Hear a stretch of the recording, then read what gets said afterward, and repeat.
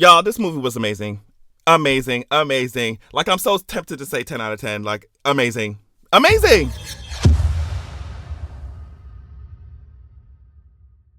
Listen, if you have not watched this movie, there are going to be spoilers in this video. I'm warning you. I'm warning you. Click off now because we're going to talk about everything. Now, I don't know exactly how this video is going to go because I'm just going to do it off the top of my head. I wrote down some stuff, of course, so I don't forget it, but I just saw the movie yesterday. And since it's not on streaming or anything, you know, I can't go dissect everything piece by piece, but I could definitely talk about what I remember from the theater yesterday. It was so much fun, y'all. It was so good. It was so good. Now, there are so many moving parts to this movie, and I think that it could have gone left so quickly if you didn't have such talented people, if you didn't have Ryan Coogler doing his damn thing, you know, organizing the way the plot moved and organizing what the characters were doing. Because, for example, like people like Riri Williams, they were used just enough. Like we got a cute little introduction to her suit and how she fights and stuff like that, and her intelligence. But she was used in a smart way. And I mean, the actress was so good, like hitting everything, hilarious. Like she was great. She was great. But yeah, considering everything that happened and the passing of Chadwick and just how the plot had to be shifted and you know, Namor as a villain or anti-hero, whatever you want to call him, it just like the fact that they pulled this shit off and on top of that, the fact that the plot is captivating too and the characters had very cool motivations, very interesting motivations, and you believed them. It was just good. It was just amazing. I mean, from the moment that Ramon just stepped into the UN and was just like, yo, I understand that y'all bitches are mad, y'all are pressed. I mean, and you can see that the Black Panther is gone, and now's your time to strike. Bitch, if you think that you're gonna be sniffing around here for some fucking vibranium, you need to think the fuck again. And this French girl, she was pissed, girl, when they came in. When Ramona's people brought in the people who tried to come for the vibranium. It was just so good, and she did that in front of the entire UN, right? That's where she was at. Like I said, I absolutely loved how they used Riri Williams. I was wondering how they were gonna do it, but she's building shit in her garage, babes. Tony Stark, who? We don't know who that is. We don't know who that is. It's all about Riri, baby. But she was building the machines, I think, that they were using.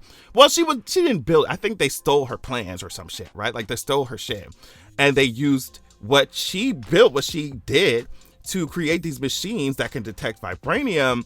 And it's just like, as they were using these kinds of machines, and that's the shit that Namor picked up on. He was just like, okay, and that's why he came to Wakanda, because it's like, yo, first of all, y'all don't know shit about us. By the way, I love how they said, hey, that's not the only asteroid with vibranium to hit the planet, babes. We got vibranium too. So it shifted how, like, our understanding of what was going, the legends and all the fables and whatever when it comes to vibranium in Wakanda. So that shifted everything, right? But it's like the way that the characters' decisions or actions affected the plot and the way they affected each other, it just made so much sense, and it allowed the movie to flow in a way that was logical. Like I was like, y'all are doing it. You're doing it. I mean, the movie was 2 hours, and it did not feel like I was in there for 2 hours. And that's, to me, that's a good thing because of the, like I said, the way the story, the plot flowed. It was great. Okay, I know I'm jumping around, y'all. Just stay with me. Stay with me, okay? I want to talk about how funny M'Baku was because that one moment, I think he called Okoye the bald demon or something. Y'all have been making fun of Okoye's fucking head from the moment that they stepped into Riri's dorm to M'Baku literally called, I think he said, like, for real, a bald demon. I was like, oh my God. M'Baku was fucking hilarious, this movie. But also, obviously, at the end, when they had the whole ceremony thing and Shuri didn't show up, are they implying that M'Baku is the king of Wakanda now? Right? That's what they're implying, right? Because he showed up, he was just like, yo, anybody want to fight me for the throne? Anybody? What's up? Like, what's going on?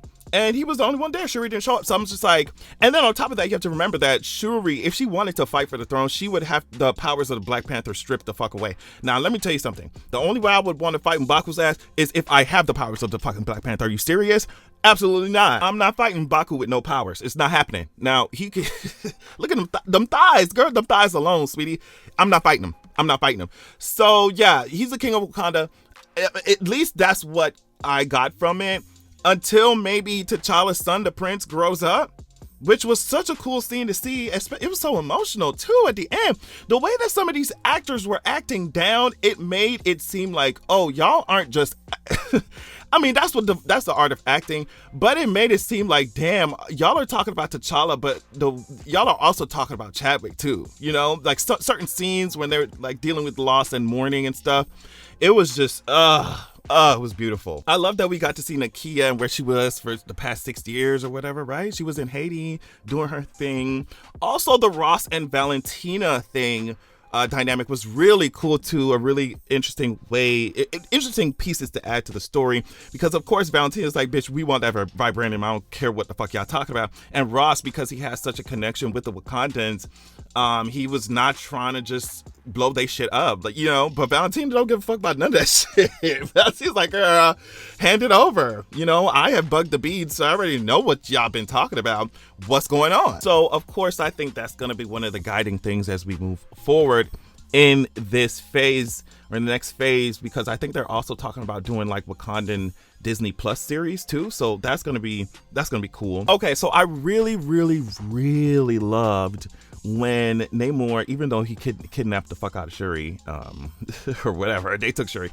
I really love when Namor was showing Shuri Talokan and like the connection that they were kind of having. And let me tell you something. If Namor was looking in my eyes and saying, hey bitch, listen, the surface world, they're gonna come for y'all too. So you know, yes, I do want to wage war against the fucking evil ass surface world, but they're gonna come for you too. So why don't we just team up and burn the world together? Namor looking in my eyes and saying that shit, bitch, I'll be like, I would have to tell my mama, I'll tell Ramonda like, yo, yo, I don't know what we gonna get the armies over here now. This man is fine and he want to burn the world. He want to be Bonnie and Clyde with me. I'm going to do it. I'm going to do it. Now, of course, all that would change. Speaking of Ramonda, that scene where Ramonda ended up getting killed by Namor was just like, wow. It gagged me because I did not expect for the movie to really go. I don't know. I didn't expect them to really take it there, but they did. They really killed Ramonda. I was like, oh shit. So we're doing that now. So we're going there. So we're doing that. At that moment, I felt really fucking bad. I mean, I already felt really bad for Shuri, but at that moment, I felt really bad. And Letitia Wright was acting her ass off during that scene where she found out her mom died. But I felt really bad for Shuri. And because of Shuri, I've just been doing a little tiny bit of research knowing that Shuri kind of was, because in the comics, because Namor fucked up Wakanda, Shuri ended up going to Atlantis and fucking them up too, killing some of their ass too. So I think it would have been so cool to see Shuri take a little bit of an evil-ish kind of turn, if that makes any sense, or just a vengeful one, especially given the fact that they had Michael B. Jordan as, they had Killmonger show up in the ancestral plane, which I thought was really cool, really awesome, because I'm just like, okay, who's she gonna see? Really cool scene. So yeah, especially given the fact that we got Killmonger showing up to her and saying, what's up, who you gonna be? Like, you gonna take care of business or you gonna get killed? Like, what's up? And I don't think that they would really want to do that because of everything, you know, Chadwick and everything. This movie is like about mourning and acceptance and loss and all that shit. And just the emotional, the intense emotions of it all, I think would have made it difficult for us to digest Shuri as a villain, even though, like, if you kill my mama, I'm sorry, girl, like, all bets are off. At the same time, I think it was very mature of Shuri to say, you know, if I kill you now, you killed my mama, you killed the Queen of Wakanda, I kill you now, your people are gonna come, my people are gonna come, it's gonna be war for the rest of our days, literally for the rest of our lives. Both of our countries gonna be fighting each other back and forth, you know. So I understand the restraint, and I think it was the best decision to make, especially if you don't want to plunge your people into eternal war. I get it. I understand it. And also on top of that, I think that this is what I mean by an anti-hero. You know, yes, we're going to call on Namor when we need help, when the surface world comes for us, when the rest of the surface world, comes for us, as Namor rightfully predicted at the end of the movie, because one of his people came up to him and was like, girl, I cannot believe that you bet the knee to the fucking Wakandans. Like, what? And Namor was like, well, when the surface world inevitably comes for they black asses, like, they're going to need our help. And to me, this is, like I said, the definition of an anti-hero, because like even when we will need Namor's help, it's not going to be fun seeing the person who killed my mama, but we still going to need your help. Like, he's still going to be there. And I knew Namor wasn't going to die because like Disney trying to make sure we make some money off of Namor ass. So I don't think they would have just killed him in this movie. But to me, that's the definition of an anti-hero. It's like, damn, you did some fucked up shit, but at least you still here helping us now, you know, or at least you're still trying to do somewhat of the right thing afterwards. But yeah, I don't know. It must have taken a lot of restraint. I love seeing Namor, the fight between Namor and Shuri, and I love that she was fighting like an actual scientist, because she ain't no martial artist. Or maybe she is, but you know what I mean? That's not her strength for real. Her strength lies in her IQ points, baby, and she's gonna think. She said, bitch, we gotta dry this fish out. She said, we gotta dry this fish out, and that's exactly what they did. Oh, child. Also, that scene really broke my heart when Ramonda was like stripped Okoye of her position and titles and stuff. It was just like, girl, you lost my daughter. And even after I warned you, I was like very hesitant about this shit. You lost my daughter. You got to get the fuck up out of here. And I do wish that Ramonda was able to make up with Okoye before she died, you know. Like, I really wish that, especially because we saw that Okoye was really trying to keep her safe, or to keep Shuri safe.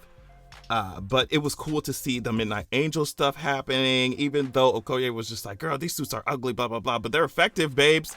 You know, the final fight on that big ass ship, I was like, god damn, Wakanda got some big ass ships. On that ship, drawing Namor out, seeing Namor's powers, just how strong he was, especially that one time when he punched M'Baku in the chest. I was like, fuck, is M'Baku dead? And that was funny to see, because the whole time M'Baku kind of been like shading him before he really met him, just calling him Fishman, I think really underestimating him. And then all it took was one punch, like we watching One Punch Man. And M'Baku was like, all right. That armor definitely saved his ass for real. But yeah, going back really quickly to when Okoye was dismissed by Ramonda, I think in that moment, she had just been suffering. She lost a son, and now she lost a daughter, like her entire family. So I can understand that reaction, but at the same time, I don't know. I'm glad Okoye is still here with us. I don't know. I really, really like this movie, especially because it was such a challenge. I know that it must have been such a challenge to get this accomplished, especially with everything that happened.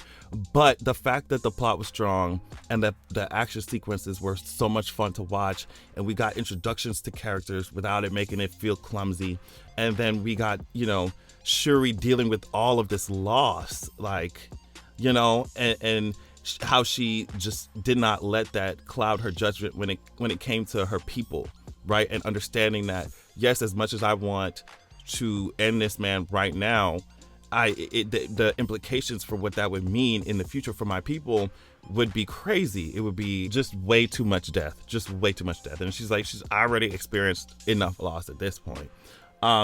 But yeah, I'm sure later on we will have more discussions about like the specifics, super specifics, and what some of these plot points mean for the rest of the phases, like I said.